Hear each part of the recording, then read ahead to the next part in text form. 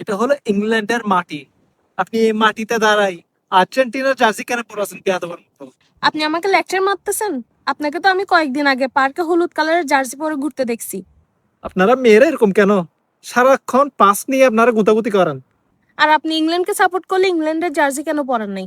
শুনেন, আমি জার্সির পিছনে টাকা নষ্ট করি না। সেটা ঠিক, কারণ একটা কিনে তো টাকা নষ্ট করছেন। আমি ইংল্যান্ড সাপোর্ট করি, এজন্যই তো আমি এই সাদা শার্ট পরে বেরোইছি। বুঝতেছেন না?